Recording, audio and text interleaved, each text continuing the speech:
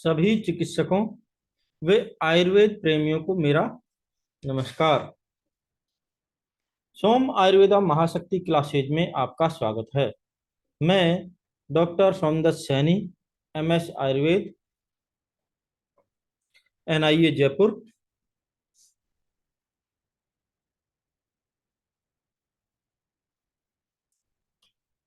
तो आज हम शुरू करेंगे जो चरक संहिता प्रथम के निदान स्थान, जो चरक निदान स्थान के क्वेश्चंस। तो चलिए शुरू करते हैं निदान स्थान के क्वेश्चन। जो पहला क्वेश्चन है कि एक व्यक्ति जो कभी शीत व कभी उष्ण द्रव्यों का सेवन करता है, कभी संतर्पण और कभी अपतर्पण द्रव्यों का सेवन कर रहा है, वे भोज्य पदार्थों को क्रम के बिना सेवन करता है, निम्न में से उसे कौन सा रोग हो सकता है?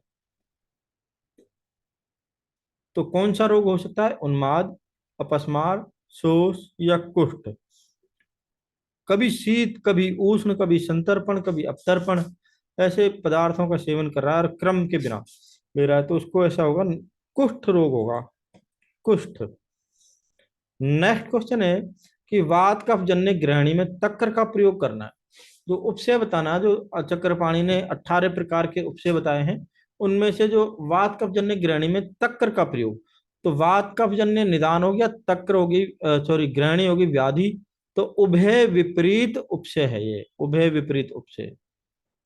क्योंकि कारण और रोग, कारण तो वात कफजन्य हो गया, रोग हो गया ग्रहणी, तो दोनों ही होगा हेतु व्याधि, मतलब उभय विपरीत तक्र, उभय विपरीत उपसेय। नेक्स्ट क्वेश्चन है, त्रिदोष से उत्पन्न होते हैं, तो चाहे कुष्ठ हो, चाहे राजक्षमा हो, चाहे प्रमेय हो, ये सभी त्रिदोष से ही उत्पन्न होते हैं, तीनों ही। नेक्स्ट क्वेश्चन है, एक व्यक्ति जो स्वप्न में जल के स्थानों को जल रहित, नगर निगम, जनपद को शून्य, जन शून्य देखता है, ये लक्षण किस व्याधि से संबंधित हैं? कि जो व्यक्ति स्वप्न में जल के स्थान, जैसे जलाशय, तालाब, ये नदियां, उनको सूखे हुए देखता है, जल रहित देखता है, नगर निगम या जनपद को जन शून्य देखता है, तो यह है लक्षण किस व्याधि से संबंधित है? तो यह होगा राजयक्ष्मा के पूर्व रूप। यक्ष्मा के पूर्व रूपों में ऐसा दिखता है, क्योंकि वे सूखती हुई चीजों को देखता है, क्योंकि उसका धातुओं का शोषण होता चला जाता है। नेक्स्ट क्वेश्चन है, गृग्नुम अभ्यु आहारेशु स्नान चंक्रमणाद विषम, खाली स्थान संदर्भ है कि गृग्नुम अभ्यु आहारेशु, कि जो व्यक्ति गृग्नुम अभ्यु आहारेशु, जो खाता पीता ही रहता है, खाता पीता ही रहता है, खाता पीता ही रहता है, और स्नान नहीं करता, स्नान से संक्रमण मतलब चलना फिरना, घूमना फिरना, व्यायाम से द्वेष करता है, तो उसको कौन सा रोग होगा? तब ये उसको प्रमेह रोग होगा, डायबिटीज, प्रमेह। और प्रमेह का चैप्टर कौन सा है? चरक निदान 4। इसलिए पहला आंसर होगा चरक निदान 4। गृग्नुम अभ्यु आहारेशु स्नान संक्रमणाद विषम, प्रमेह रोग उत्पन्न होगा। नेक्स्ट रोग है अति अशितो व पिबती नव उदकम अति मात्रम, किस व्याधि का निदान है? कि ज्यादा पेट भरपेट खाना खा लिया है, ठूस ठूस कर पेट भर लिया है, और उसके बाद वे अत्यधिक मात्रा में पानी पी रहा है, नव उदकम, पानी पी रहा है, तो उसको कौन सी व्याधि होगी? तो उसको क्या होगी? गुल्म, गुल्म व्याधि होगी। नेक्स्ट क्वेश्चन है कि तम सर्व रोगाणाम कष्टतमम, ऐसा कौन सा है जो सभी रोगों में कष्टतम है? तो सबसे कष्टतम राजयक्ष्मा होगा। क्योंकि राजयक्ष्मा इसलिए है क्योंकि इसमें बहुत सारे रोग और भी जुड़ जाते हैं राजयक्ष्मा में, इसलिए तम सर्व रोगाणाम कष्टतमम है राजयक्ष्मा। नेक्स्ट क्वेश्चन है कि निदानार्थक का रोग के संबंध में कौन सा कथन सही नहीं है? निदानार्थ का रोग के संबंध में कौन सा कथन सही नहीं है? तो कौन सा नहीं है कि यह बताना है कि निदानार्थ का रोग है, जो एक रोग से दूसरे रोग की उत्पत्ति होती है, उसमें बताना कौन सा सही नहीं है। ज्वर से रक्तपित्त की तथा रक्तपित्त से ज्वर की उत्पत्ति होती है। वे ज्वर व रक्तपित्त से यक्ष्मा की उत्पत्ति होती है। क्या ये सही है? तो यदि इसको देखेंगे थ्योरी में, तो ये सही है। सही है, क्योंकि श्लोक में है जो निदान स्थान में जो उन्माद चैप्टर में है, निदानार्थ कर रोग, उसमें बताया है कि ज्वर संतापात रक्तपित्तम उदीर्यते। ज्वर संतापात रक्त पित्तम उदीर्यते। फिर आता है रक्त पित्तात ज्वरस ताभ्याम शोषश्च अपि उपजायते। ठीक है, ज्वर के संताप से रक्तपित्त तथा रक्तपित्त के से ज्वर उत्पत्ति होती है, तथा ताभ्याम मतलब दोनों ज्वर व रक्तपित्त से शोष मतलब राजयक्ष्मा की उत्पत्ति होती है। ज्वर संतापात रक्तपित्तम उदीर्यते। ज्वर संतापात रक्तपित्तम उदीर्यते रक्तपित्तात ज्वरस ताभ्याम शोषस अपि उपजायते। इसलिए ये ठीक है। उसके बाद आता प्लीहा वृद्धि से जठर और फिर जठर से शोथ। ये भी ठीक है, क्योंकि प्लीहा अभिवृद्धिया जठरम जठरात शोथ एव च। ये भी ठीक है। फिर है कि आर्ष से जठर और जठर से गुल्म। ये सही नहीं है, क्योंकि इस श्लोक में है अर्शोभ्यो जठरम दुखम गुल्मश अपि उपजायते। अर्श से जठर, जठर से गुल्म होता है, ऐसा नहीं है। अर्श से जठर व गुल्म दोनों ही होते हैं, इसलिए कंफ्यूज नहीं होना है। आंसर ये गलत होगा। अब नेक्स्ट क्वेश्चन है कि प्रतीचाय से काश, काश से छह, छह से सोच, क्या ये सही है? तो ये सही है, क्योंकि प्रतीचायात भवेत काशे काशात संजायते छय छय रोगस्य हेतुत्वे शोषश्च अपि उपजायते। इसलिए तीसरा गलत होगा, बाकी सभी सही है। बहुत इंपॉर्टेंट क्वेश्चन है। नेक्स्ट क्वेश्चन है कि विषम विनत अंगुलिम लक्षण है। विनत अंगुलिम अनअवस्थित पाणिपादम। तो ये क्या आएगा? वातज अपस्मार। विषम विनत अंगुलिम अनअवस्थित पाणिपादम वातज अपस्मार। नेक्स्ट क्वेश्चन है कि तूषणी भाव वे यानम ए यानी है क्रम से किस उन्माद के लक्षण हैं? तूषणी भाव मतलब मौन रहना, चेहरा लटका के बैठा रहना, कुछ नहीं बोलना। तूषणी भाव मौन, ऐसे चेहरा लटका के बैठे रहना, वे क्या होगा? कफज उन्माद होगा। यानम ए या नहीं है, ऐसी चीजों की सवारी करनी कि जिन पे बैठना नहीं चाहिए, जैसे कुत्ते पर बैठ के सवारी कर रहा, गधे पर बैठ के, बिल्ली पे बैठ के। तो ये क्या है? यानम ए नहीं, ये वातज उन्माद के लक्षण है। तो तूषणी भाव कफज उन्माद और यानम ए या नहीं है वातज उन्माद। नेक्स्ट क्वेश्चन है निम्न में से शोष का आयतन है। शोष के आयतन मतलब शोष का प्रकार, भेद या आयतन। तो चार होते हैं, साहस, संधारण, छह और विस्मासन। तो साहस, संधारण, छह और विस्मासन, इसलिए आंसर सभी होगा, सभी। नेक्स्ट क्वेश्चन है कि मधुमेह के रोगी के मूत्र का रस होता है। अब मधुमेह है तो मधुर तो होगा ही, लेकिन कषाय, कषाय भी होगा, क्योंकि जो मधुमेह है मधु के जैसे लक्षण होते हैं। मधु मधुर भी होता है, कषाय भी होता है। तो मधुमेह में मधु के जैसे लक्षण, मधु मधुर भी होता है, कषाय भी होता है। नेक्स्ट क्वेश्चन है कुष्ठ के संबंध में सही मिलान करने। कपाल में क्या होता है? भाई कपाल है, उसमें मिलान करना है। कपाल में जंतुमंती, बस यही कंफ्यूज करता है, इसको याद रखना। कपाल में जंतुमंती याद रखने के लिए जंतु का कपाल, जंतुओं का कपाल, खोपड़ी। कपाल में जंतुमंती। उदुम्बर है, उदुम्बर में तो सहसंताप कृमिणी होंगे। उदुम्बर है जैसे गूलर के फल में कृमि पड़ते हैं, ऐसे ही उदुम्बर कुष्ठ में सहसंताप है कृमिणी। ऋष्य जीव, ऋष्य जीव है तो अरुण वर्ण का होगा, वात पित्त दोषों से होता है ऋष्य जीव, अरुण वर्ण। और मंडल है उससे स्निग्ध, क्योंकि मंडल कुष्ठ है जो कफ की वजह से है, कफ की वजह से तो स्निग्ध होगा। तो नेक्स्ट क्वेश्चन है कि निम्न में से असत्य कथन है। बलवान व्यक्तियों में अरिष्ट युक्त यक्ष्मा भी साध्य होता है। ये बिल्कुल सही बात है कि बलवान हो यदि व्यक्ति तो उसमें अरिष्ट हो जाए तो भी यक्ष्मा साध्य होता है। दुर्बल व्यक्ति में बिना अरिष्ट के लक्षणों से युक्त यक्ष्मा असाध्य होता है। ये भी बिल्कुल सही है, क्योंकि जो दुर्बल व्यक्ति है यदि उसमें यक्ष्मा उत्पन्न हो गया और अरिष्ट नहीं है, फिर भी वह असाध्य है। शुक्र का आहार शुक्र आहार का उत्तम सार है, ये भी सही है, क्योंकि आहार से परम धामम शुक्रम। तो ये प्लीहा व्याधि गुल्म का निदानार्थ का रोग है, ये गलत है, क्योंकि प्लीहा अभिवृद्धिया जठरम जठरात शोथ एव चे प्ली, ये तो गुल्म नहीं है, तो आंसर चौथा गलत है। नेक्स्ट क्वेश्चन है, अत्यर्थम मधुरम शीतम निम्न में से किस प्रमेय के लिए आता है? अत्यर्थम मधुरम शीतम, शीतम है तो शीत में है तो होगा ही, लेकिन मधुर है तो इच्छु में है भी होगा, इसलिए शीत में है और इच्छु में है, इनमें आएगा। अत्यर्थम मधुरम शीतम शीत में है और इच्छु में है। नेक्स्ट क्वेश्चन है, नीचे दी गई व्याधियों में कौन सी व्याधियां त्रिदोष से उत्पन्न होती हैं? तो त्रिदोष से कौन सी उत्पन्न होंगी? अक्षराज, इस्मा, कुष्ठ, प्रमेह और स्तंभ। तो सभी व्याधियां हैं जो त्रिदोष से उत्पन्न होती हैं, यहाँ तक कि उरु स्तंभ तो आम त्रिदोष समुत है, आम और त्रिदोष समुत, तो सभी होगा आंसर। नेक्स्ट क्वेश्चन है, यह खलु निदान दोष दूसरे विशेषभ्यो विकार विघात भाव अभाव प्रति विशेषा भवंती।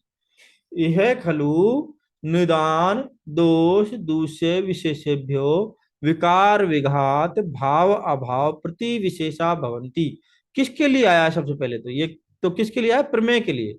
और प्रमेय का चैप्टर कौन सा है? चरक निदान चार, चार। नेक्स्ट क्वेश्चन है, हवि प्रासाद, हवि मतलब घी, सर्पी, घृत, इसके खाने से क्या उत्पन्न हुए थे? तो इसके खाने से प्रमेय और कुष्ठ उत्पन्न हुए थे। हवि प्रासाद प्रमेय कुष्ठानाम। नेक्स्ट क्वेश्चन है कि किस गुल्म के उपद्रव स्वरूप राजयक्ष्मा की उत्पत्ति होती है? किस गुल्म के उपद्रव स्वरूप राजयक्ष्मा की उत्पत्ति होती है? तो कफज गुल्म, कफज गुल्म की वजह से के स्वरूप राजयक्ष्मा की उत्पत्ति होती है।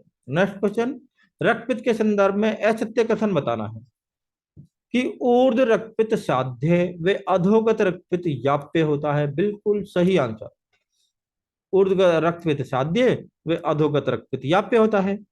ऊर्ध्वक रक्तपित्त में विरेचन, जबकि अधोग रक्तपित्त में वमन किया जाता है, यह भी आंसर बिल्कुल सही ऑप्शन, क्योंकि प्रतिमार्ग हरणम च रक्तपित्तम विधीयते। रक्तपित्त की चिकित्सा क्या है?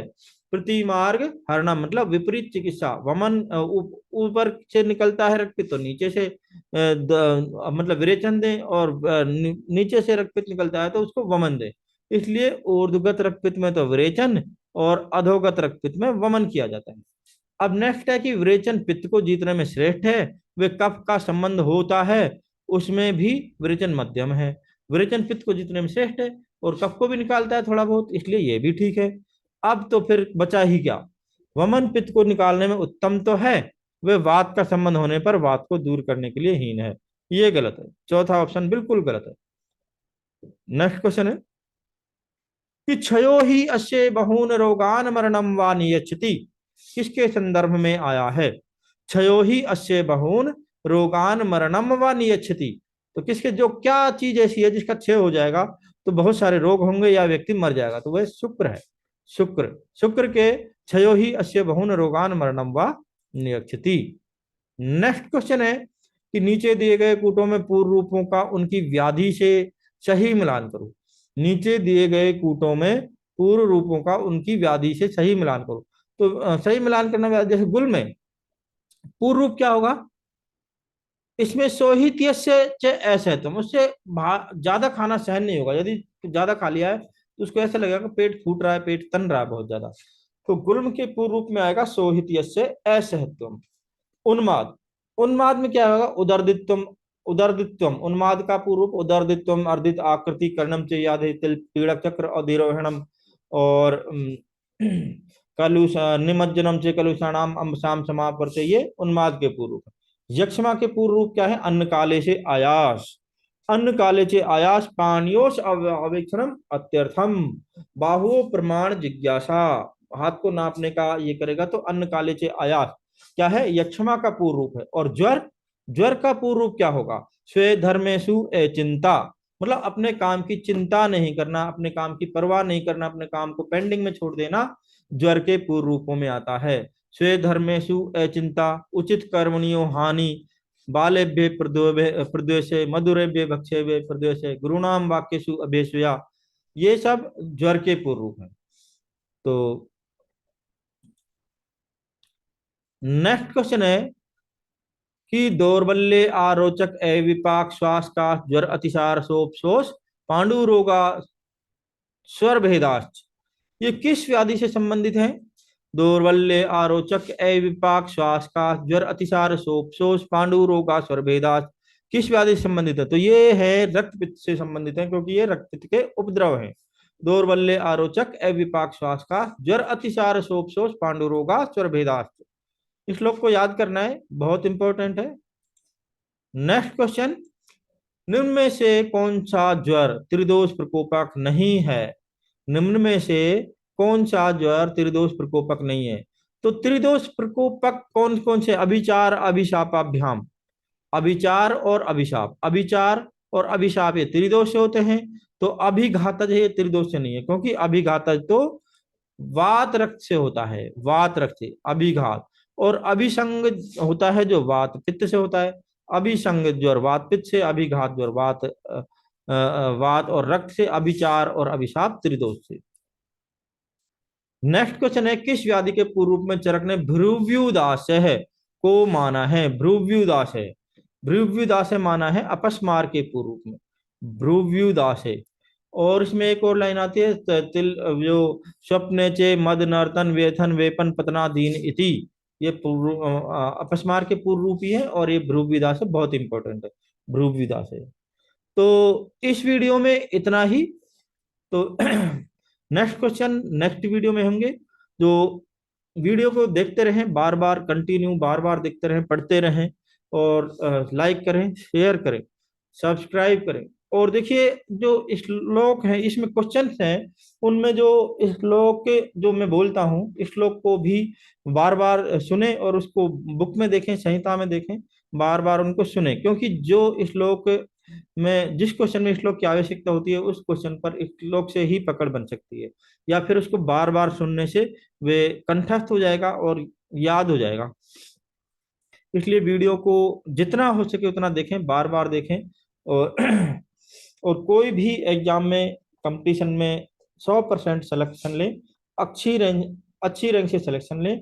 और सिलेक्शन लेने के बाद संहिताओं को पढ़ते रहें सिलेक्शन के बाद भी, और आयुर्वेद पर पकड़ बनाएं, इनके मूल सिद्धांतों को समझें, और चिकित्सा सूत्रों को समझें, रोगों के लक्षणों को समझें, रोगों के अधिकारों रोगाधिकारों को समझें, चिकित्सा सूत्रों को समझें, और पूर्व रूप है, उपद्रव है, जो रोगाधिकार हैं, उनको पढ़ना है, और एक आदर्श चिकित्सक बनना है। आदर्श चिकित्सक कि जो, जैसे मान लो कि चरक सूत्र 16 चैप्टर है, उसमें बताया या भी क्रियाभिर्जायन्ते शरीरे धात्वे समा सा चिकित्सा विकाराणाम कर्म तद भिजाम स्मृतम। जो औषधियों से वह चिकित्सा जो या भी क्रिया भी जानते शरीर धातुए समा, जो शरीर की धातुओं को सम करती है, उसको चिकित्सा कहते हैं। तो शरीर की धातुओं को सम करना है वह आयुर्वेदिक चिकित्सा से, तो उससे कोई भी उपद्रव नहीं होगा, कुपित नहीं होंगे। बस विषम धातुओं को सम करना है और चिकित्सा करनी है। ऐसा नहीं करना है कि जैसे कि एक और रोग को शमन करें और दूसरे रोग को, दूसरी नई बीमारी को उत्पन्न करें। वह आदर्श चिकित्सा नहीं है। आदर्श चिकित्सा तो वह है जो एक व्याधि को शमन करे और दूसरी व्याधि को उत्पन्न ना करे। इसलिए जितना हो सके आयुर्वेद को पढ़ें, और पढ़ने के बाद एक आदर्श चिकित्सा करें, व्याधि व उपद्रव रहित चिकित्सा करें, कॉम्प्लिकेशन रहित चिकित्सा करें, और साइड इफेक्ट रहित चिकित्सा करनी है। तो धन्यवाद, पढ़ते रहें, आगे बढ़ते रहें।